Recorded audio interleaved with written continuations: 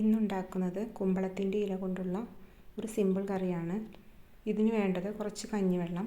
കഞ്ഞിവെള്ളം നന്നായി തിളച്ച് വരുന്ന സമയത്ത് ഇതിലേക്ക് ചെറിയ ഉള്ളി ചതച്ചത് ചേർത്ത് കൊടുക്കാം.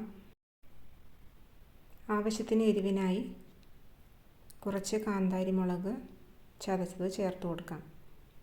ഒരു 10 എണ്ണത്തോളാണ് ഇവിടെ എടുത്തിരിക്കുന്നത്.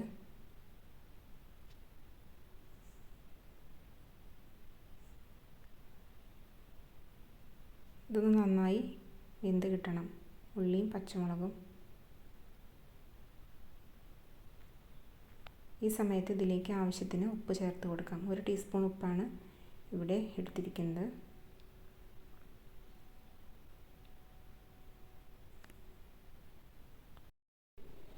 ഇത് നന്നായി തിളച്ച് വരുന്ന സമയത്ത് ഇതിലേക്ക് നമുക്ക് ഇല ചേർത്ത് കൊടുക്കാം.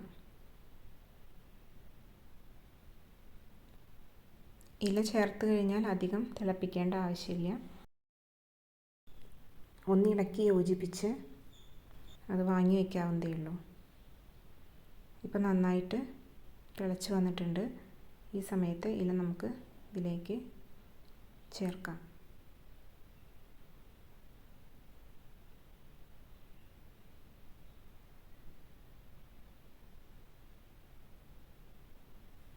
ഇനി ആവശ്യത്തിന് വെളിച്ചെണ്ണ ഒഴിച്ച് ഉപയോഗിക്കാവുന്നതാണ്.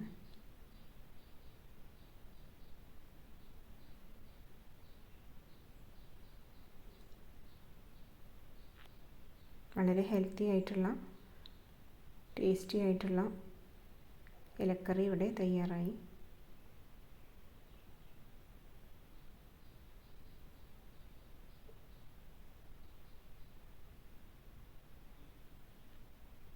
Thank you.